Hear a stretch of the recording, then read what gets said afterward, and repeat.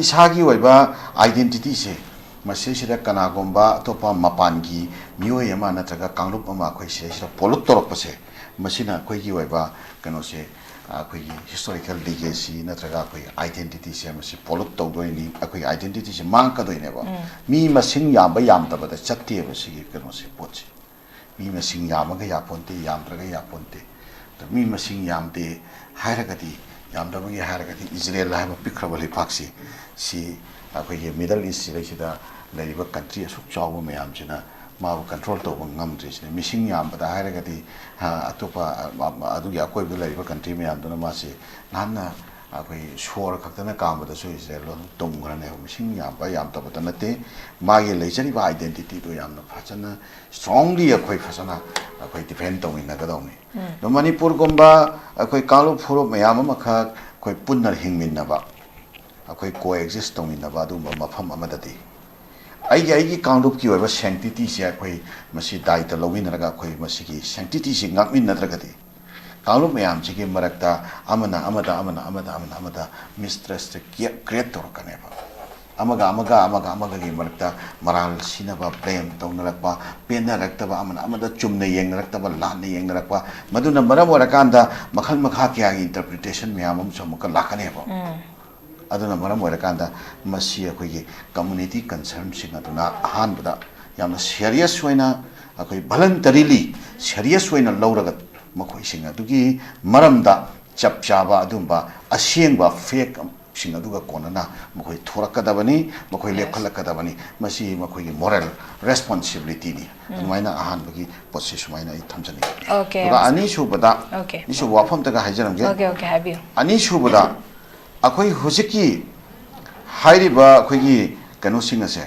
masi schedule tribe ta yauri ba singa se masi si akhoi kana no schedule tribe ta somen to the yauri ba identity proof is natraga birth proof residential proof photograph aduga parents certificate ko certificate ESD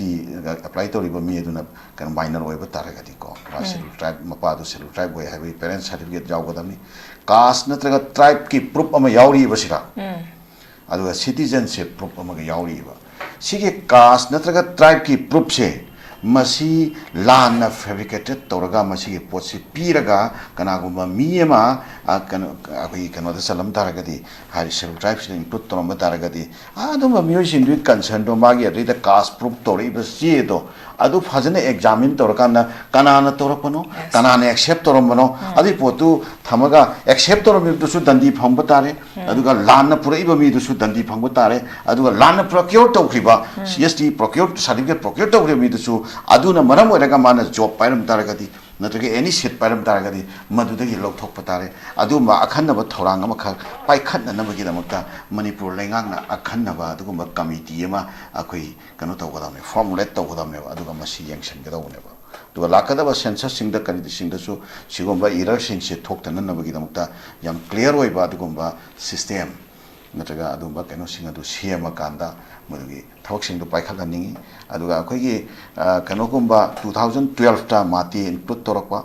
aduga 1950 da city akhoi STC kanu se manipur ge presidential order ama tholaga 56 ta ngasai gi kaka kalel commission gi report 1953 5 to lakh matungda madri recommend torpa posting do yauna 56 ta amuka akhoi amendment tawkhiba sigi sireisida leihoriba loophole mayam se si yauna yamna phachana akhoi manipur ge sesira akhoi leiba kanu singsi caste singsi community singsi yamna clear oiba adumba kanu makha commission makha akhoi special investigation commission ama akhoi tagai phadana sema kana masi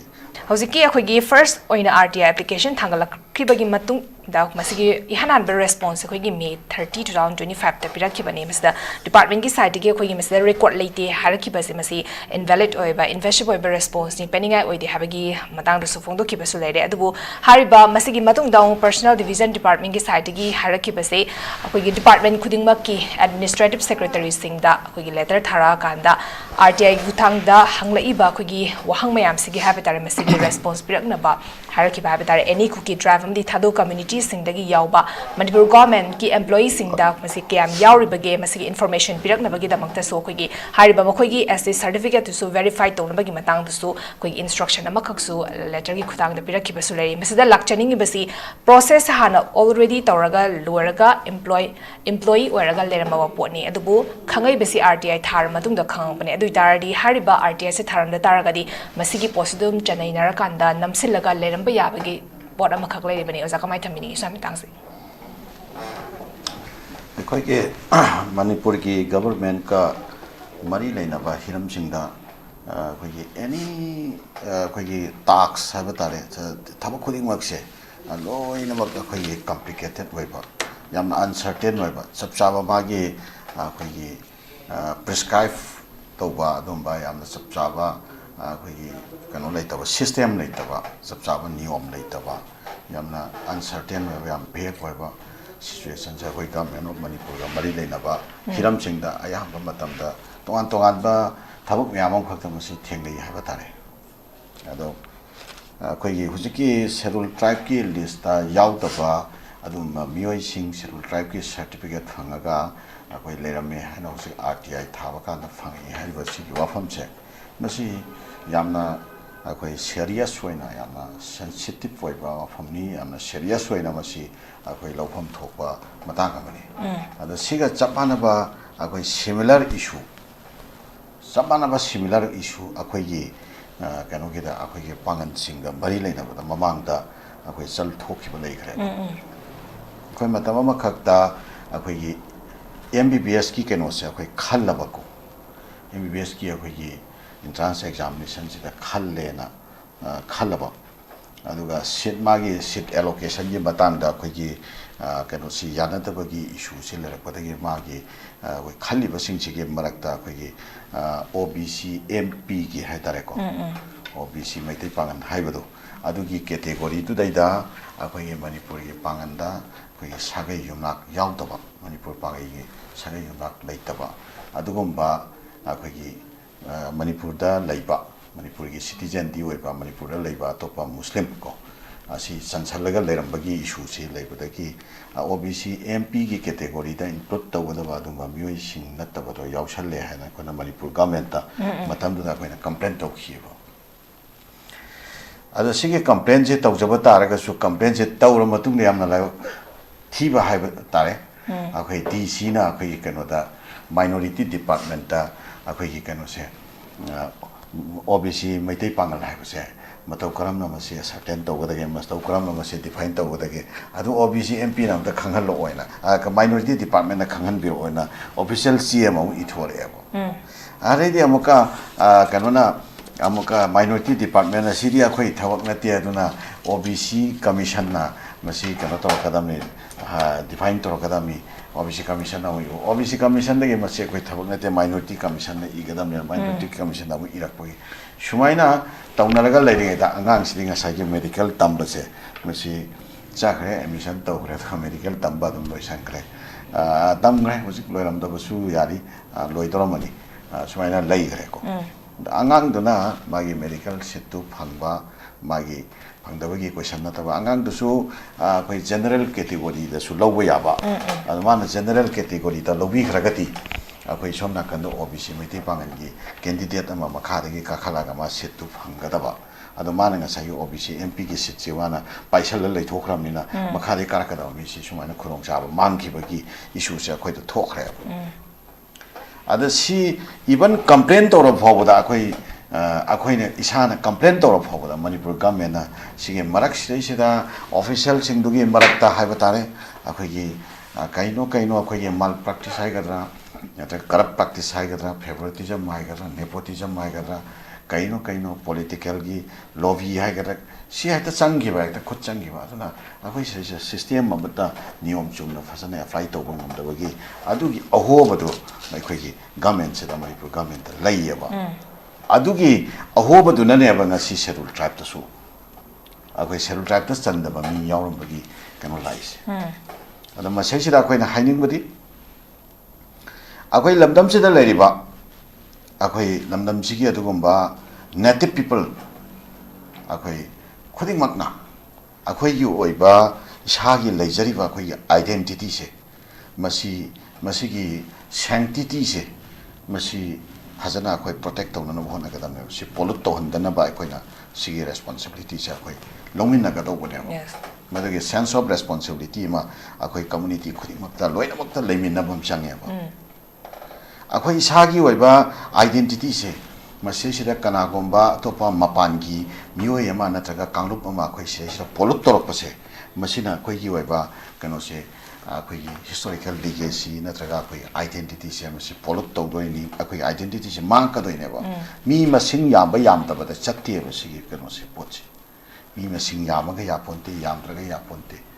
ꯃꯤ ꯃꯁꯤꯡ ꯌꯥꯝꯗꯦ ꯍꯥꯏꯔꯒꯗꯤ ꯌꯥꯝꯗꯕꯒꯤ ꯍꯥꯏꯔꯒꯗꯤ Israel ꯍꯥꯏꯕ ꯄꯤꯛꯈ꯭ꯔꯕ ꯂꯩꯄꯥꯛꯁꯤ ꯁꯤ ꯑꯩꯈꯣꯏꯒꯤ middle ꯏꯁ ꯁꯤꯗꯩꯁꯤꯗ ꯂꯩꯔꯤꯕ ꯀꯟꯇ꯭ꯔꯤ ꯑꯁꯨꯛ ꯆꯥꯎꯕ ꯃꯌꯥꯝꯁꯤꯅ ꯃꯥꯕꯨ ꯀꯟꯇ꯭ꯔꯣꯜ ꯇꯧꯕ ꯉꯝꯗ꯭ꯔꯤꯁꯤꯅꯤ ꯃꯤꯁꯤꯡ ꯌꯥꯝꯕꯗ ꯍꯥꯏꯔꯒꯗꯤ ꯑꯇꯣꯞꯄ ꯑꯗꯨꯒꯤ ꯑꯀꯣꯏꯕꯗ ꯂꯩꯔꯤꯕ ꯀꯟꯇ꯭ꯔꯤ ꯃꯌꯥꯝꯗꯨꯅ ꯃꯥꯁꯤ ꯅꯍꯥꯟꯅ ꯑꯩꯈꯣꯏ ꯁꯣꯔ ꯈꯛꯇꯅ ꯀꯥꯝꯕꯗꯁꯨ ꯏꯖꯔꯦꯜ ꯂꯣꯟ ꯇꯨꯝꯈ꯭ꯔꯅꯦꯕ ꯃꯤꯁꯤꯡ ꯌꯥꯝꯕ ꯌꯥꯝꯗꯕꯗ ꯅꯠꯇꯦ ꯃꯥꯒꯤ ꯂꯩꯖꯔꯤꯕ ꯑꯥꯏꯗꯦꯟꯇꯤꯇꯤꯗꯣ ꯌꯥꯝꯅ ꯐꯖꯅ ꯁꯇ꯭ꯔꯣꯡꯂꯤ ꯑꯩꯈꯣꯏ ꯐꯖꯅ ꯑꯩꯈꯣꯏ ꯗꯤꯐꯦꯟ ꯇꯧꯃꯤꯟꯅꯒꯗꯧꯅꯤ ꯃꯅꯤꯄꯨꯔꯒꯨꯝꯕ ꯑꯩꯈꯣꯏ ꯀꯥꯡꯂꯨꯞ ꯐꯨꯔꯨꯞ ꯃꯌꯥꯝ ꯑꯃꯈꯛ ꯑꯩꯈꯣꯏ ꯄꯨꯟꯅ ꯍꯤꯡꯃꯤꯟꯅꯕ ꯑꯩꯈꯣꯏ ꯀꯣ ꯑꯦꯛꯖꯤꯁ ꯇꯧꯃꯤꯟꯅꯕ ꯑꯗꯨꯒꯨꯝꯕ ꯃꯐꯝ ꯑꯃꯗꯗꯤ ꯑꯩꯒꯤ ꯀꯥꯡꯂꯨꯞꯀꯤ ꯑꯣꯏꯕ ꯁꯦꯡꯇꯤꯇꯤꯁꯦ ꯑꯩꯈꯣꯏ ꯃꯁꯤ ꯗꯥꯏꯇ ꯂꯧꯃꯤꯟꯅꯔꯒ ꯑꯩꯈꯣꯏ ꯃꯁꯤꯒꯤ ꯁꯦꯡꯇꯤꯇꯤꯁꯤ ꯉꯥꯛꯃꯤꯟꯅꯗ꯭ꯔꯒꯗꯤ ꯀꯥꯡꯂꯨꯞ ꯃꯌꯥꯝꯁꯤꯒꯤ ꯃꯔꯛꯇ ꯑꯃꯗ ꯃꯤꯁꯇ꯭ꯔꯦꯁꯁꯦ ꯀ꯭ꯔꯤꯌꯦꯠ ꯇꯧꯔꯛꯀꯅꯦꯕ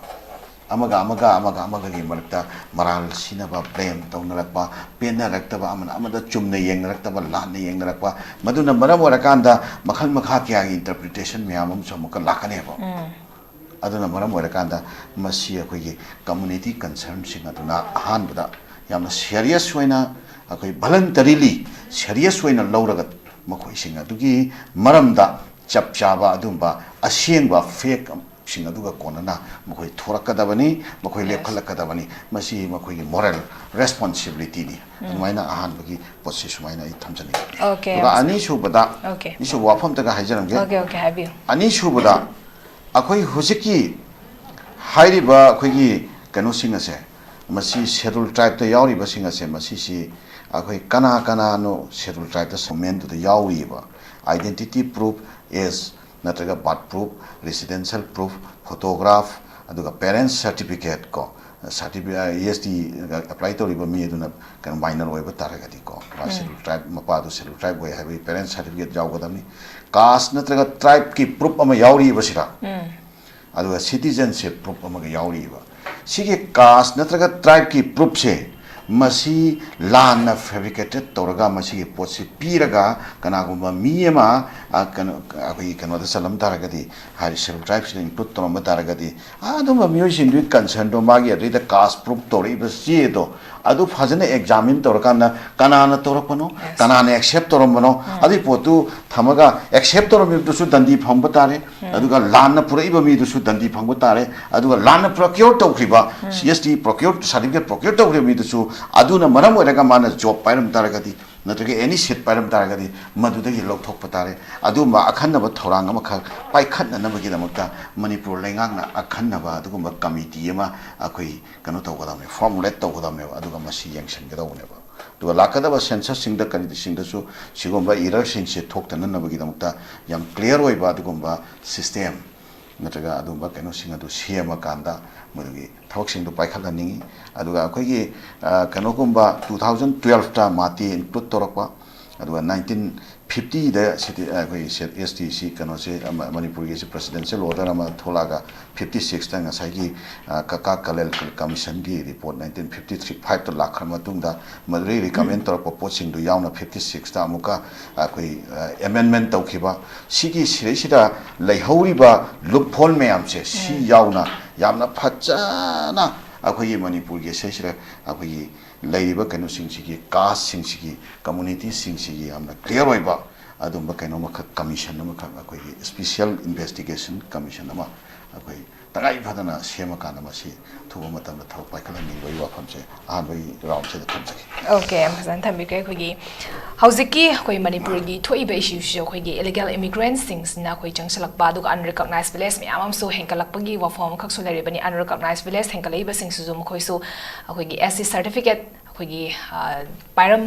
ꯌꯥꯕꯒꯤ possibility ꯂꯩꯔꯤꯕꯅꯤ ꯃꯈꯣꯏꯁꯨ ꯑꯗꯨꯕꯨ ꯃꯁꯤ ꯀꯔꯝꯕ authority ꯗ ꯄꯥꯏꯔꯝꯃꯤꯕ ꯍꯧꯖꯤꯛꯀꯤ ꯂꯩꯔꯤꯕ ꯑꯩꯈꯣꯏꯒꯤ ꯁꯣꯏꯔꯦꯅ ꯈꯪꯉꯒ ꯂꯩꯔꯕ ꯍꯧꯖꯤꯛ RTI ꯊꯥꯕꯗꯒꯤ ꯈꯔ ꯃꯈꯩꯗꯤ ꯑꯩꯈꯣꯏ ꯈꯪꯕ ꯉꯝꯃꯦ ꯑꯗꯨꯕꯨ ꯁꯣꯏꯔꯦ ꯍꯥꯏꯅ ꯈꯪ ꯇꯥꯔꯒꯗꯤ ꯃꯁꯤ ꯆꯨꯝꯊꯣꯛꯅꯕ ꯍꯣꯠꯅꯕꯁꯦ ꯌꯥꯝꯅꯃꯛ ꯇꯉꯥꯏ ꯐꯗꯕꯅꯤ ꯁꯣꯏꯔꯦ ꯈꯪꯅ ꯈꯪꯅ ꯆꯨꯝꯊꯣꯛꯇꯅ ꯆꯠꯈꯤ ꯇꯥꯔꯒꯗꯤ ꯑꯩꯈꯣꯏ future generation ꯌꯥꯝꯅ ꯑꯀꯥꯏꯕ ꯑꯃꯈꯛꯁꯨ ꯂꯥꯛꯇꯣꯔꯤꯕꯅꯤ ꯑꯗꯨꯕꯨ ꯍꯧꯖꯤꯛꯀꯤ ST certificate ꯁꯦ ꯄꯤꯕ ꯌꯥꯔꯕ ꯂꯤꯁꯁꯤꯡꯁꯤꯒꯤ ꯍꯥꯏꯕ ꯇꯥꯔꯦ ꯃꯁꯤ ꯑꯃ ꯊꯦꯠꯄꯤꯔꯀꯥꯟꯗ ꯑꯩꯈꯣꯏꯒꯤ ꯃꯁꯤꯅ ꯄꯤꯕ ꯌꯥꯕꯅꯤ ꯌꯥꯗꯕꯅꯤ ꯍꯥꯏꯕꯒꯤ all departmentsꯤꯡꯗ ꯍꯥꯏꯕ ꯇꯥꯔꯦ ꯃꯁꯤꯒꯤ ꯁꯔꯇꯤꯐꯤꯀꯦꯠꯁꯤꯕꯨ ꯏꯁꯨ ꯇꯧꯒꯗꯧꯔꯤꯕ ꯗꯤꯄꯥꯔꯠꯃꯦꯟꯠꯁꯤꯡꯗꯨꯗ ꯑꯩꯈꯣꯏꯒꯤ ꯈꯪꯍꯟꯕ ꯑꯃꯈꯛꯁꯨ ꯆꯪꯉꯤ ꯈꯪꯅ ꯈꯪꯅ ꯑꯩꯈꯣꯏꯒꯤ ꯂꯣꯅ ꯌꯥꯗꯅ ꯑꯩꯈꯣꯏꯒꯤ ꯄꯤꯔꯝꯃꯤꯕ꯭ꯔꯥ ꯍꯥꯏꯕꯒꯤꯁꯨ ꯀ꯭ꯋꯦꯁꯟ ꯑꯃꯈꯛꯁꯨ ꯂꯥꯛꯏꯕꯅꯤ ꯃꯁꯤꯒꯤ ꯃꯇꯥꯡꯗꯁꯨ ꯑꯩꯈꯣꯏꯒꯤ PSEDꯒꯤ ꯔꯦꯁꯄꯣꯟꯁꯀꯤ ꯃꯇꯨꯡ ꯏꯟꯅ ꯑꯩꯈꯣꯏꯒꯤ ꯃꯈꯣꯏꯅ ꯊꯕꯛ ꯂꯧꯕ ꯃꯇꯝꯗ ꯑꯩꯈꯣꯏꯒꯤ ꯍꯥꯏꯔꯤꯕ ꯇ꯭ꯔꯥꯏꯕꯀꯤ ꯃꯃꯤꯡꯁꯦ ꯑꯩꯈꯣꯏ ꯆꯦꯛ ꯇꯧꯗꯦ ST ꯀꯦꯇꯦꯒꯣꯔꯤꯗ ST ꯀꯦꯇꯦꯒꯣꯔꯤꯒꯤ ꯕꯦꯁꯤꯁꯇ ꯑꯩꯈꯣꯏꯒꯤ ꯑꯦꯄꯣꯏꯟꯠ ꯇꯧꯈꯤꯕꯅꯤ ꯍꯥꯏꯕꯒꯤ ꯄꯣꯠ ꯑꯃꯈꯛꯁꯨ ꯂꯩ ꯑꯗꯨ ꯑꯣꯏꯇꯥꯔꯒꯗꯤ ꯑꯦꯅꯤ ꯀꯨꯀꯤ ꯇ꯭ꯔꯥꯏꯕꯄꯨ ꯑꯣꯏꯇꯥꯔꯒꯗꯤ ꯍꯦꯛꯇꯃꯛ ꯑꯩꯈꯣꯏ ꯑꯦꯄꯣꯏꯟꯠ ꯇꯧꯔꯕ꯭ꯔꯥ ꯍꯥꯏꯕꯒꯤ ꯀ꯭ꯋꯦꯁꯟ ꯑꯃꯈꯛꯁꯨ ꯂꯥꯛꯏ ꯍꯥꯏꯔꯤꯕ ꯁꯣꯏꯔꯕ ꯁꯤꯁꯇꯦꯝꯁꯤꯡꯁꯦ ꯑꯩꯈꯣꯏꯒꯤ ꯃꯁꯤ ꯆꯨꯝꯊꯣꯛꯀꯦ ꯍꯥꯏ ꯇꯥꯔꯒꯗꯤ ꯑꯩꯈꯣꯏ ꯀꯔꯝꯕ ꯋꯦ ꯍꯥꯏꯕ ꯇꯥꯔꯦ ꯑꯣꯖꯥꯒꯤ ꯑꯣꯄꯤꯅꯤꯌꯟꯗ ꯀꯃꯥꯏꯅ ꯊꯝꯕꯤꯅꯤꯡꯉꯤ ꯂꯣꯏꯁꯤꯜꯂꯛꯄ ꯑꯣꯏꯅ ꯃꯁꯤ ꯑꯍꯥꯟꯕꯗ ꯑꯩꯈꯣꯏꯒꯤ ꯁꯤꯁꯤꯗ ꯑꯩꯈꯣꯏꯒꯤ ꯃꯅꯤꯄꯨꯔꯒꯤ ꯁꯦꯗꯨꯜ ꯇ꯭ꯔꯥꯏꯕꯀꯤ ꯂꯤꯁꯇ ꯑꯩꯈꯣꯏꯒꯤ ꯀ꯭ꯋꯦꯁꯟ ꯑꯣꯐ ꯑꯩꯈꯣꯏꯒꯤ ꯑꯟꯁꯔꯇꯦꯅꯤꯇꯤ ꯚꯦꯛꯀꯤ ꯑꯩꯈꯣꯏꯒꯤ ꯀꯩꯅꯣ ꯀꯟꯐ꯭ꯌꯨꯖꯟꯒꯤ ꯀ꯭ꯋꯦꯁꯟ ꯁꯦ ꯃꯁꯤ ꯃꯔꯨꯑꯣꯏꯅ ꯑꯩꯈꯣꯏꯒꯤ ꯑꯦꯅꯤ ꯀꯨꯀꯤ ꯇ꯭ꯔꯥꯏꯕ AKT ꯍꯥꯏꯕ ꯁꯨꯃꯥꯏꯅ ꯍꯥꯏꯕ ꯁꯤꯒꯤ ꯀꯥꯡꯂꯨꯞꯁꯤꯗꯒꯤ ꯃꯔꯨꯑꯣꯏꯅ ꯃꯁꯤꯒꯤ ꯄꯣꯠꯁꯤ ꯑꯣꯏꯔꯦꯅ ꯑꯗꯨꯃꯥꯏꯅ ꯑꯣꯏꯒꯅꯤꯅ ꯑꯗꯨꯃꯥꯏꯅ ꯂꯧꯏ ꯃꯔꯝꯗꯤ ꯀꯩꯅꯣ ꯍꯥꯏꯀꯥꯟꯗ ꯁꯤꯗꯩꯁꯤꯗ ꯁ꯭ꯄꯦꯁꯤꯐꯥꯏꯠ ꯇꯧꯗꯕ ꯑꯩꯈꯣꯏꯒꯤ ꯑꯇꯩ ꯇ꯭ꯔꯥꯏꯕ ꯈꯨꯗꯤꯡꯃꯛ ꯀꯨꯀꯤꯒꯤ ꯇ꯭ꯔꯥꯏꯕ ꯈꯨꯗꯤꯡꯃꯛ ꯍꯥꯏꯔꯒ ꯀꯣꯟꯁꯜꯂꯛꯄꯅꯤꯅ ꯑꯗꯨ ꯀꯔꯝꯕ ꯇ꯭ꯔꯥꯏꯕꯅꯣ ꯁ꯭ꯄꯦꯁꯤꯐꯥꯏꯠꯇꯤ ꯇꯧꯗ꯭ꯔꯕ ꯑꯗꯨꯗ ꯀꯣꯟꯁꯟꯗꯣꯔꯤꯁꯦ ꯍꯥꯏꯕꯒꯤ ꯃꯇꯥꯡꯁꯦ ꯃꯁꯥꯅ ꯑꯗꯨꯝ ꯑꯩꯈꯣꯏ ꯀꯩꯅꯣꯁꯦ ꯂꯩꯔꯅꯦꯕꯀꯣ ꯑꯩꯈꯣꯏꯒꯤ ꯚꯥꯞ ꯇꯥꯗꯕ ꯄꯣꯠꯁꯦ ꯑꯗꯨꯝ ꯃꯁꯥꯅ ꯑꯗꯨꯝ ꯂꯩꯐꯝ ꯊꯣꯛꯑꯦꯕ ꯂꯩꯔꯅꯦꯕ ꯁꯤꯗꯩꯁꯤꯗ ꯍꯧꯖꯤꯛꯀꯤ ꯃꯥꯡꯗ ꯑꯩꯈꯣꯏꯒꯤ ꯔꯦꯁꯄꯦꯛꯇꯦꯠ ꯄꯦꯅꯦꯂꯤꯁꯁꯤꯡꯅ ꯊꯝꯕꯤꯔꯤꯕ ꯇꯣꯉꯥꯟꯕ ꯑꯩꯈꯣꯏꯒꯤ ꯃꯅꯤꯄꯨꯔꯒꯤ ꯑꯣꯔꯤꯖꯤꯟ ꯅꯠꯇꯕ ꯑꯩꯈꯣꯏ ꯃꯄꯥꯟꯗꯒꯤ ꯂꯥꯛꯄꯁꯤꯡꯁꯨ ꯁꯤꯒꯤ ꯃꯔꯛꯁꯤꯗꯩꯁꯤꯗ ꯑꯩꯈꯣꯏ ꯌꯦꯞꯁꯤꯜꯂꯛꯄ ꯌꯥꯟꯁꯤꯜꯂꯛꯄ ꯌꯥꯕꯒꯤ ꯑꯗꯨꯝꯕ ꯀꯩꯅꯣꯁꯤ ꯃꯌꯥꯝ ꯑꯃ ꯂꯩꯕꯅꯤꯅ ꯃꯁꯤ ꯈ꯭ꯋꯥꯏꯗꯒꯤ ꯍꯦꯟꯅ ꯑꯆꯧꯕ ꯄ꯭ꯔꯣꯕ꯭ꯂꯦꯝꯁꯦ ꯑꯦꯅꯤ ꯀꯨꯀꯤ ꯇ꯭ꯔꯥꯏꯕ ꯍꯥꯏꯕ ꯄꯣꯠ ꯑꯃꯈꯛ ꯑꯩꯈꯣꯏ ꯁꯦꯗꯨꯜ ꯇ꯭ꯔꯥꯏꯕꯀꯤ ꯂꯤꯁꯇ ꯌꯥꯎꯔꯝꯕ ꯑꯃꯨꯛ ꯍꯟꯅ ꯍꯥꯞꯆꯤꯟꯈꯤꯕꯁꯦ 2003ꯗ ꯃꯁꯤ ꯔꯦꯀꯣꯔꯠꯀꯤ ꯃꯇꯨꯡ ꯏꯟꯅ 1956ꯗ ꯄꯥꯔꯂꯥꯃꯦꯟꯅ ꯃꯁꯤ ꯔꯤꯃꯨꯚ ꯇꯧꯈ꯭ꯔꯦ ꯍꯥꯏ ꯑꯗꯨꯒꯤ ꯃꯇꯨꯡꯗꯒꯤ ꯑꯃꯨꯛꯀ 1950ꯗ ꯃꯗꯨꯒꯤ ꯄꯣꯠꯇꯨ ꯑꯩꯈꯣꯏꯒꯤ ꯀꯩꯅꯣꯅ ꯒꯣꯄꯤꯅꯥꯊ ꯕꯣꯔꯗꯣꯂꯣꯏ ꯑꯩꯈꯣꯏꯒꯤ ꯑꯁꯥꯝꯒꯤ ꯑꯩꯈꯣꯏꯒꯤ ꯄ꯭ꯔꯦꯃꯤꯌꯔ ꯑꯣꯏꯔꯝꯕ ꯃꯥꯅ ꯍꯦꯗꯦꯠ ꯑꯣꯏꯕ ꯑꯩꯈꯣꯏꯒꯤ ꯃꯥꯏꯅꯣꯔꯤꯇꯤꯒꯤ ꯀꯃꯤꯁꯟ ꯍꯥꯏꯕ ꯇꯥꯔꯦ ꯃꯅꯤꯄꯨꯔꯗ ꯂꯥꯛꯑꯝꯕ ꯃꯈꯣꯏꯗꯨꯅ ꯑꯩꯈꯣꯏꯒꯤ ꯄꯤꯔꯝꯕ ꯑꯗꯨꯗ ꯌꯨꯝꯐꯝ ꯑꯣꯏꯔꯀꯥꯟꯗ 1950ꯒꯤ ꯏꯅꯤꯁꯤꯌꯦꯜ ꯑꯣꯔꯗꯔꯁꯤꯗ ꯌꯥꯎꯔꯝꯕ 1956ꯗ ꯑꯃꯨꯛ ꯃꯗꯨ ꯂꯧꯊꯣꯛꯈꯤꯕꯒꯤ ꯄꯣꯠ ꯑꯗꯨꯗꯒꯤ ꯑꯃꯨꯛꯀ ꯃꯗꯨꯒꯤ ꯄꯣꯠꯇꯨ 2003ꯗ ꯁ꯭ꯇꯦꯠ ꯒꯚꯔꯟꯃꯦꯟꯠꯅ ꯑꯃꯨꯛ ꯍꯟꯅ ꯔꯤꯀ꯭ꯋꯦꯁ ꯇꯧꯔꯒ ꯍꯥꯞꯆꯤꯜꯂꯛꯄꯒꯤ ꯄꯣꯠꯅꯦꯕ ꯑꯗꯣ ꯁꯤꯒꯤ ꯃꯈꯥ ꯇꯥꯔꯛꯄꯗ ꯑꯩꯈꯣꯏꯒꯤꯁꯨ 2018ꯗ ꯑꯩꯈꯣꯏꯒꯤ ꯁ꯭ꯇꯦꯠ ꯒꯚꯔꯟꯃꯦꯟꯠꯅ ꯋꯥꯔꯦꯞ ꯂꯧꯕꯒꯤ ꯃꯁꯤ ꯂꯧꯊꯣꯛꯅꯅꯕ ꯋꯥꯔꯦꯞ ꯂꯧꯕꯒꯤ ꯄꯣꯠ ꯑꯗꯨꯒ 2023ꯗ ꯃꯁꯤ ꯁꯦꯟꯇꯔꯗ ꯂꯧꯊꯣꯛꯅꯅꯕ ꯔꯤꯀ꯭ꯋꯦꯁ ꯇꯧꯔꯝꯕꯒꯤ ꯄꯣꯠꯄꯨꯗꯤ ꯂꯩ ꯑꯗꯨ ꯑꯣꯏꯔꯒꯁꯨ ꯃꯁꯤꯒꯤ ꯃꯇꯥꯡꯁꯤꯗ ꯑꯩꯈꯣꯏ ꯀꯝꯃꯨꯅꯤꯇꯤꯒꯤ ꯑꯣꯏꯕ ꯃꯤꯁꯑꯟꯗꯔꯁꯇꯦꯟꯗꯤꯡ ꯂꯩꯇꯅꯕ ꯑꯗꯨꯒ ꯑꯩꯈꯣꯏꯒꯤ ꯁ꯭ꯇꯦꯠꯀꯤ ꯂꯩꯔꯤꯕ ꯑꯩꯈꯣꯏꯒꯤ ꯁꯦꯡꯇꯤꯇꯤ ꯑꯩꯈꯣꯏꯒꯤ ꯂꯩꯔꯤꯕ ꯃꯤꯌꯥꯝꯁꯤꯒꯤ ꯑꯣꯏꯕ ꯑꯩꯈꯣꯏꯒꯤ ꯄꯣꯄꯨꯂꯦꯁꯟꯒꯤ ꯁꯦꯡꯇꯤꯇꯤ ꯇ꯭ꯔꯥꯏꯕꯀꯤ ꯁꯦꯡꯇꯤꯇꯤ ꯁꯤꯒꯤ ꯃꯌꯥꯝꯁꯦ ꯄ꯭ꯔꯣꯇꯦꯛ ꯇꯧꯅꯅꯕꯒꯤꯗꯃꯛꯇ ꯃꯥꯒꯤ ꯂꯣꯒꯤ ꯑꯣꯏꯕ ꯃꯥꯒꯤ ꯁꯤꯁꯇꯦꯝꯒꯤ ꯑꯣꯏꯕ ꯄꯣꯠꯁꯤꯡꯁꯦ ꯃꯁꯤ ꯆꯞ ꯆꯥꯅ ꯄ꯭ꯔꯣꯇꯦꯛ ꯇꯧꯅꯅꯕꯒꯤꯗꯃꯛꯇ ꯑꯩꯈꯣꯏꯒꯤ ꯆꯞ ꯆꯥꯕ ꯃꯁꯛ ꯊꯣꯛꯄ ꯑꯗꯨꯒꯨꯝꯕ ꯀꯝꯄ꯭ꯔꯦꯍꯦꯟꯁꯤꯞ ꯑꯣꯏꯕ ꯊꯧꯔꯥꯡ ꯑꯃ ꯁ꯭ꯇꯦꯠ ꯒꯚꯔꯟꯃꯦꯟꯠꯅ ꯄꯥꯏꯈꯠꯄ ꯃꯗꯨꯗ ꯑꯩꯈꯣꯏꯒꯤ ꯂꯩꯃꯤꯟꯅꯔꯤꯕ ꯀꯥꯡꯂꯨꯞ ꯐꯨꯔꯨꯞ ꯃꯌꯥꯝꯁꯦ ꯃꯁꯤ ꯐꯖꯅ ꯄꯥꯏꯈꯠꯂꯤꯕ ꯊꯕꯛꯁꯤꯡꯁꯦ ꯏꯝꯄꯥꯔꯁꯤꯌꯦꯜ ꯑꯣꯏꯕꯅꯤ ꯕꯥꯏꯁ ꯑꯣꯏꯗꯕꯅꯤ ꯃꯁꯤ ꯇꯧꯐꯝ ꯊꯣꯛꯄ ꯊꯕꯛꯅꯤ ꯍꯥꯏꯕꯁꯦ ꯃꯁꯤ ꯂꯣꯏꯅꯃꯛꯇ ꯀꯟꯚꯤꯟꯁ ꯇꯧꯃꯤꯟꯅꯅꯕ ꯈꯣꯡꯊꯥꯡꯁꯤ ꯄꯥꯏꯈꯠꯄ ꯑꯗꯨꯒ ꯀꯟꯚꯤꯟꯁ ꯇꯧꯃꯤꯟꯅꯔꯀꯥꯟꯗ ꯃꯁꯤꯒꯤ ꯄꯣꯠꯁꯤꯡꯁꯦ ꯃꯁꯤ ꯆꯞ ꯆꯥꯅ ꯄꯥꯏꯈꯠꯂꯒ ꯑꯩꯈꯣꯏ ꯁ꯭ꯇꯦꯠ ꯁꯤꯗꯩꯁꯤꯗ ꯑꯩꯈꯣꯏ ꯑꯗꯨꯒꯨꯝꯕ ꯁ꯭ꯇꯦꯠ ꯑꯣꯐ ꯀꯟꯐ꯭ꯌꯨꯖꯟ ꯑꯗꯨꯒ ꯁ꯭ꯇꯦꯠ ꯑꯣꯐ ꯑꯟꯁꯔꯇꯦꯅꯤꯇꯤꯁꯦ ꯃꯁꯤ ꯔꯥꯏꯁ ꯇꯧꯗꯅꯕ ꯑꯗꯨꯒ ꯑꯁꯦꯡꯕ ꯑꯩꯈꯣꯏ ꯖꯦꯅꯨꯏꯟ ꯑꯣꯏꯕ ꯑꯩꯈꯣꯏ ꯁ꯭ꯇꯦꯠꯁꯤꯒꯤ ꯑꯣꯏꯕ ꯑꯗꯨꯒꯨꯝꯕ ꯀꯥꯁꯁꯤꯡꯗꯣ ꯑꯗꯨꯗ ꯌꯥꯎꯔꯤꯕ ꯃꯤꯑꯣꯏꯁꯤꯡ ꯑꯗꯨꯈꯛꯇꯪ ꯐꯪꯐꯝ ꯊꯣꯛꯄ ꯍꯛꯁꯤꯡꯁꯤ ꯐꯪꯅꯅꯕ ꯃꯁꯤꯒꯤ ꯃꯔꯨꯝꯗ ꯇꯣꯉꯥꯟꯕ ꯃꯐꯝꯗꯒꯤ ꯃꯦꯅꯤꯄꯨꯂꯦꯁꯟ ꯃꯌꯥꯝ ꯑꯃ ꯇꯧꯔꯛꯄ ꯌꯥꯕꯒꯤ ꯆꯥꯟꯁꯦꯁꯇꯣ ꯃꯗꯨ ꯑꯩꯈꯣꯏ ꯊꯤꯡꯅꯅꯕ ꯃꯗꯨ ꯂꯩꯍꯟꯗꯅꯕ ꯁꯤꯒꯤ ꯈꯣꯡꯊꯥꯡꯁꯦ ꯃꯁꯤꯃꯗꯤ ꯌꯥꯝꯅ ꯀꯟꯀ꯭ꯔꯤꯠ ꯑꯣꯏꯕ ꯁ꯭ꯇꯦꯞ ꯑꯣꯏꯅ ꯁ꯭ꯇꯦꯠ ꯒꯚꯔꯟꯃꯦꯟꯠꯅ ꯃꯁꯤ ꯑꯗ ꯑꯩꯈꯣꯏꯒꯤ ꯏꯟ ꯀꯣꯑꯣꯔꯗꯤꯅꯦꯁꯟ ꯋꯤꯠ ꯑꯩꯈꯣꯏ civil society organisations or academicians or any legal fraternity persons aduga journalists adagi tongan fraternities meyam je masi akhoi phajana coordinate toraga sumba khongthang ama paikhatpase tangai phadaba leire haiba pham je masima thamjage aduga makha tarakpada ꯑꯩꯈꯣꯏ population commission ꯑꯃ ꯑꯩꯈꯣꯏꯒꯤ ꯂꯝꯗꯝꯁꯤꯗ ꯁ꯭ꯇꯥꯕ꯭ꯂꯤꯁ ꯇꯧꯅꯅꯕꯒꯤ ꯋꯥꯐꯝ ꯃꯃꯥꯡꯗ ꯑꯩꯈꯣꯏ ꯃꯁꯤꯒꯤ ꯏꯁꯨ ꯂꯩꯈꯤ ꯃꯁꯤꯁꯨ ꯇꯉꯥꯏ ꯐꯗꯅ ꯃꯅꯤꯄꯨꯔꯒꯤ ꯂꯩꯃꯤꯟꯅꯔꯤꯕ ꯀꯥꯡꯂꯨꯞ ꯐꯨꯔꯨꯞ ꯃꯌꯥꯝꯁꯤꯒꯤ ꯃꯔꯛꯇ ꯑꯩꯈꯣꯏ ꯄꯣꯄꯨꯂꯦꯁꯟꯒꯤ ꯃꯇꯥꯡꯗ ꯍꯦꯛ ꯑꯩꯈꯣꯏꯒꯤ ꯃꯤꯁꯑꯟꯗꯔꯁꯇꯦꯟꯗꯤꯡ ꯂꯩꯅꯔꯤꯁꯤ ꯃꯁꯤ ꯆꯞ ꯆꯥꯕ ꯑꯩꯈꯣꯏꯒꯤ ꯈꯪꯗꯣꯛꯅꯅꯕ ꯑꯩꯈꯣꯏ ꯁꯦꯗꯨꯜ ꯇ꯭ꯔꯥꯏꯕꯇ ꯅꯠꯇꯅ ꯁꯦꯗꯨꯜ ꯇ꯭ꯔꯥꯏꯕꯀꯤ ꯏꯁꯨꯅꯤ ꯉꯁꯤꯒꯤꯁꯦ ꯑꯗꯨꯕꯨ ꯁꯨꯝ ꯉꯁꯤꯒꯤ ꯈꯨꯗꯣꯡꯆꯥꯕ ꯂꯧꯖꯔꯒ ꯑꯩꯅ ꯍꯥꯏꯖꯕꯅꯤ ꯑꯩꯈꯣꯏ ꯁꯦꯗꯨꯜ ꯇ꯭ꯔꯥꯏꯕ ꯈꯛꯇ ꯅꯠꯇꯅ ꯑꯩꯈꯣꯏꯒꯤ ꯃꯅꯤꯄꯨꯔꯗ ꯂꯩꯔꯤꯕ OBCꯒꯤꯕꯨ ꯑꯣꯏꯔꯣ ꯅꯠꯇ꯭ꯔꯒ ꯑꯇꯩ ꯑꯇꯩ ꯀꯥꯡꯂꯨꯞꯀꯤꯕꯨ ꯑꯣꯏꯔꯣ ꯑꯩꯈꯣꯏ ꯖꯦꯅꯔꯦꯜꯒꯤꯕꯨ ꯑꯣꯏꯔꯣ ꯂꯩꯔꯤꯕ ꯃꯌꯥꯝꯁꯦ ꯑꯗ ꯏꯚꯟ ꯃꯩꯇꯩꯒꯤꯁꯨ ꯑꯩꯈꯣꯏ ꯑꯗꯨꯒ ꯄꯥꯉꯟꯒꯤꯁꯨ ꯂꯩꯔꯤꯕ ꯑꯩꯈꯣꯏꯒꯤ ꯄꯣꯄꯨꯂꯦꯁꯟꯁꯦ ꯃꯁꯤꯒꯤ ꯌꯥꯝꯅ ꯆꯞ ꯆꯥꯕ ꯑꯩꯈꯣꯏꯒꯤ ꯁꯔꯇꯦꯟ ꯑꯣꯏꯕ ꯑꯗꯨꯒꯨꯝꯕ ꯑꯦꯀꯨꯔꯦꯠ ꯑꯣꯏꯕ ꯑꯗꯨꯒꯨꯝꯕ ꯐꯤꯕꯝ ꯑꯃ ꯑꯣꯊꯦꯟꯇꯤꯀꯦꯇꯦꯠ ꯑꯣꯏꯕ ꯃꯌꯥꯝ ꯂꯣꯏꯅꯃꯛ ꯂꯩ ꯌꯥꯅꯕ ꯑꯩꯈꯣꯏ ꯃꯁꯤ ꯕꯦꯟꯆ ꯃꯥꯔꯛ ꯑꯣꯏꯕ ꯌꯥꯕ ꯁꯤꯗꯩꯁꯤꯗ ꯑꯩꯈꯣꯏꯅ ꯂꯧꯈ꯭ꯔꯤꯕꯁꯦ ꯁꯤꯗꯩꯗꯤ ꯑꯩꯈꯣꯏ ꯃꯌꯥꯝ ꯄꯨꯛꯅꯤꯡ ꯆꯝꯅꯔꯦꯀꯣ ꯑꯩꯈꯣꯏ ꯁꯨꯃꯥꯏꯅ ꯂꯩꯔꯦꯀꯣ ꯁꯨꯃꯥꯏꯅ ꯇꯧꯔꯦꯀꯣ ꯍꯥꯏꯕꯁꯤ ꯃꯁꯤꯒꯤ ꯄꯣꯠ ꯑꯃ ꯗꯔꯀꯥꯔ ꯂꯩꯕ꯭ꯔꯥ ꯍꯥꯏꯅ ꯈꯜꯂꯤ ꯅꯠꯇ꯭ꯔꯒꯗꯤ ꯃꯁꯤꯒꯤ ꯃꯇꯥꯡꯗ ꯃꯤꯁꯑꯟꯗꯔꯁꯇꯦꯟꯗꯤꯡ ꯀꯟꯐ꯭ꯌꯨꯖꯟ ꯃꯁꯤꯅ ꯃꯔꯝ ꯑꯣꯏꯔꯀꯥꯟꯗ ꯇꯨꯡꯗ ꯑꯩꯈꯣꯏꯒꯤ ꯂꯩꯃꯤꯟꯅꯔꯤꯕ ꯀꯥꯡꯂꯨꯞ ꯐꯨꯔꯨꯞ ꯃꯌꯥꯝꯁꯤꯒꯤ ꯃꯔꯛꯇ ꯑꯩꯈꯣꯏ ꯁꯨꯝ ꯕꯥꯏꯁ ꯑꯣꯏꯕ ꯑꯃꯅ ꯑꯃꯗ ꯊꯥꯖꯅꯗꯕ ꯁꯤꯒꯤ ꯀꯣꯏꯁꯟꯁꯤꯁꯨ ꯑꯗꯨꯝ ꯏꯔꯥꯏꯁ ꯇꯧꯒꯅꯤ ꯑꯗꯨꯒ ꯃꯅꯤꯄꯨꯔ ꯒꯚꯔꯟꯃꯦꯟꯠꯀꯤ ꯊꯕꯛ ꯈꯨꯇꯧꯁꯦ ꯃꯁꯤ ꯑꯩꯈꯣꯏꯒꯤ PR ꯒꯚꯔꯟꯃꯦꯟꯠꯅ ꯃꯁꯤ ꯆꯞ ꯆꯥꯅ ꯑꯩꯈꯣꯏꯒꯤ ꯆꯤꯞ ꯁꯦꯀ꯭ꯔꯦꯇꯔꯤ ꯂꯦꯚꯦꯜꯗ ꯅꯠꯇ꯭ꯔꯒ ꯒꯚꯔꯅꯔꯒꯤ ꯂꯦꯚꯦꯜꯗ ꯃꯥꯒꯤ ꯂꯩꯔꯤꯕ ꯇꯣꯉꯥꯟ ꯇꯣꯉꯥꯟꯕ ꯗꯤꯄꯥꯔꯠꯃꯦꯟꯠꯒꯤ ꯍꯦꯗꯁꯤꯡ ꯅꯠꯇ꯭ꯔꯒꯅ ꯇꯣꯉꯥꯟ ꯇꯣꯉꯥꯟꯕ ꯗꯤꯁꯇ꯭ꯔꯤꯛꯀꯤ ꯀꯂꯦꯛꯇꯔꯁꯤꯡ ꯑꯩꯈꯣꯏꯒꯤ ꯂꯩꯔꯤꯕ ꯃꯌꯥꯝꯁꯦ ꯃꯁꯤꯁꯤꯒꯤ ꯃꯤꯇꯤꯡ ꯐꯖꯅ ꯐꯝꯃꯒ ꯊꯕꯛ ꯈꯨꯗꯤꯡꯃꯛꯁꯤ ꯌꯥꯝꯅ ꯁꯤꯁꯇꯦꯃꯦꯇꯤꯛ ꯑꯣꯏꯕ ꯑꯗꯨꯒ ꯌꯥꯝꯅ ꯑꯩꯈꯣꯏꯒꯤ ꯀꯔꯤ ꯍꯥꯏꯕ ꯇꯥꯔꯦ ꯑꯩꯈꯣꯏꯒꯤ ꯄ꯭ꯂꯥꯟ ꯑꯣꯔꯤꯌꯦꯟꯇꯦꯠ ꯑꯣꯏꯕ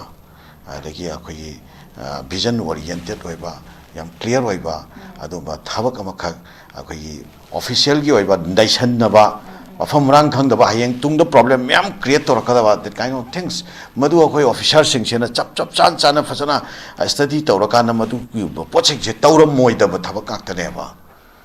ꯑꯩꯈꯣꯏꯒꯤ ꯑꯗꯨꯒꯤ ꯄꯣꯠꯁꯤꯡꯁꯦ ꯇꯧꯔꯝꯃꯤꯁꯤꯅ ꯇꯥꯛꯄꯗꯤ ꯃꯔꯛꯁꯤꯗ ꯈꯨꯗꯣꯡꯆꯥꯕ ꯈꯔꯒꯤ ꯀꯝꯄ꯭ꯔꯣꯃꯥꯏꯁ ꯇꯧꯈꯤꯕ ꯅꯠꯇ꯭ꯔꯒ ꯌꯥꯝꯅ ꯐꯖꯅ ꯈꯪꯖꯤꯜꯂꯨꯗꯕ ꯌꯥꯝ ꯐꯖꯅ ꯅꯩꯅꯔꯨꯗꯕꯌꯥꯝ ꯐꯖꯅ ꯌꯦꯡꯁꯜꯂꯨꯗꯕ ꯍꯦꯛꯇ ꯃꯨꯟꯅ ꯌꯦꯡꯗꯕꯤꯗ ꯃꯨꯟꯅ ꯈꯪꯗꯕꯤꯗ ꯍꯦꯛꯇ ꯇꯧꯁꯟꯕ ꯅꯠꯇ꯭ꯔꯒ ꯄꯣꯂꯤꯇꯤꯀꯦꯜꯒꯤ ꯂꯣꯕꯤ ꯅꯠꯇ꯭ꯔꯒ ꯇꯣꯉꯥꯟ ꯇꯣꯉꯥꯟꯕ ꯑꯩꯈꯣꯏ ꯂꯣꯕꯤ ꯃꯌꯥꯝ ꯑꯃꯈꯛ ꯁꯤꯒꯤ ꯃꯔꯛꯁꯤꯗ ꯂꯩꯔꯝꯕ ꯌꯥꯕꯒꯤ ꯀꯩꯅꯣꯗꯣ ꯂꯩꯔꯤꯑꯕꯀꯣ ꯃꯗꯨ ꯀꯔꯤꯗꯒꯤ ꯊꯣꯛꯈꯤꯕꯅꯣ ꯍꯥꯏꯕꯁꯤꯁꯨ ꯅꯩꯅꯔꯒ ꯑꯩꯈꯣꯏ ꯈꯪꯗꯣꯛꯄ ꯆꯨꯝꯃꯤ ꯑꯗꯨꯒ ꯃꯈꯥ ꯇꯥꯅ ꯃꯁꯤ ꯊꯣꯛꯍꯟꯗꯅꯕꯒꯤ ꯆꯞ ꯆꯥꯕ ꯃꯤꯖꯔꯁꯇꯣ ꯃꯗꯨ ꯑꯩꯈꯣꯏ ꯒꯚꯔꯅꯔꯒꯤ ꯂꯦꯚꯦꯜꯗ ꯆꯤꯞ ꯁꯦꯀ꯭ꯔꯦꯇꯔꯤꯒꯤ ꯂꯦꯚꯦꯜꯗ ꯃꯁꯤ ꯆꯞ ꯆꯥꯅ ꯑꯣꯐꯤꯁꯥꯔꯁꯤꯡꯒꯤ ꯃꯤꯇꯤꯡ ꯀꯧꯔꯒ ꯃꯈꯣꯏꯒꯤ ꯑꯣꯏꯕ ꯆꯞ ꯆꯥꯕ ꯊꯧꯔꯥꯡ ꯑꯃ ꯄꯥꯏꯈꯠꯅꯅꯕ ꯑꯗꯨꯒꯤ ꯋꯥꯐꯝꯁꯦ ꯑꯁꯨꯃꯥꯏꯅ ꯑꯔꯣꯏꯕ ꯑꯣꯏꯅ ꯍꯥꯏꯖꯒꯦ ꯃꯅꯤꯄꯨꯔ ꯒꯚꯔꯟꯃꯦꯟꯠꯅ ꯔꯤꯀꯣꯒꯅꯥꯏꯖ ꯇꯧꯔꯕ ꯇ꯭ꯔꯥꯏꯕ ꯁꯦ ꯑꯩꯈꯣꯏꯒꯤ 34ꯅꯤ ꯃꯁꯤꯒꯤ ꯃꯊꯛꯇ ꯑꯩꯈꯣꯏꯒꯤ ꯂꯩꯔꯤꯕ ꯊꯣꯛꯂꯛꯏꯕ ꯑꯩꯈꯣꯏꯒꯤ ꯂꯤꯁꯇ ꯌꯥꯎꯔꯝꯗꯕꯁꯤꯡ ꯑꯩꯈꯣꯏ SC ꯁꯔꯇꯤꯐꯤꯀꯦꯠ ꯄꯤꯔꯝꯕꯒꯤ ꯊꯣꯛꯂꯛꯏꯕ ꯏꯁꯨꯁꯦ ꯑꯩꯈꯣꯏꯒꯤ ꯂꯩꯔꯤꯕ ꯍꯧꯖꯤꯛ ꯄꯥꯜꯂꯤꯕ PR ꯒꯚꯔꯟꯃꯦꯟꯠ ꯑꯁꯤꯅ ꯑꯩꯈꯣꯏꯒꯤ ꯆꯞ ꯆꯥꯅ ꯏꯟꯚꯦꯁꯇꯤꯒꯦꯠ ꯇꯧꯔꯀꯥꯟꯗ ꯍꯥꯏꯔꯤꯕ ꯀꯔꯝꯕ ꯃꯐꯝꯗ ꯁꯣꯏꯔꯝꯃꯤꯕꯅꯣ ꯀꯃꯥꯏꯅ ꯇꯧꯔꯒ ꯁꯣꯏꯔꯝꯃꯤꯕꯅꯣ ꯍꯥꯏꯕꯁꯤ ꯌꯥꯝꯅ ꯊꯨꯅ ꯊꯤꯒꯠꯄꯤꯔꯀꯥꯟꯗ ꯑꯩꯈꯣꯏꯒꯤ ꯁꯣꯏꯔꯤꯕꯁꯤꯡꯁꯦ ꯆꯨꯝꯊꯣꯛꯅꯕ ꯍꯣꯠꯅꯕ ꯑꯃꯈꯛ ꯆꯪꯉꯤ ꯍꯥꯏꯕ ꯋꯥꯐꯝꯗꯨꯅꯤ ꯋꯥꯐꯝꯁꯤꯒ ꯂꯣꯏꯅꯅ ꯉꯁꯤꯒꯤ ꯗꯥꯏꯂꯣꯒꯀꯤ ꯊꯧꯔꯝꯗ ꯃꯄꯨꯡ ꯐꯥꯍꯟꯕꯤꯕꯒꯤꯗꯃꯛꯇꯁꯨ ꯑꯣꯖꯥ ꯁꯥꯟꯇ ꯑꯣꯖꯥ ꯃꯩꯕꯣꯟ ꯑꯃꯗꯤ ꯑꯣꯖꯥ ꯖꯂꯥꯜ ꯊꯥꯒꯠꯄ ꯐꯣꯡꯗꯣꯛꯆꯔꯤ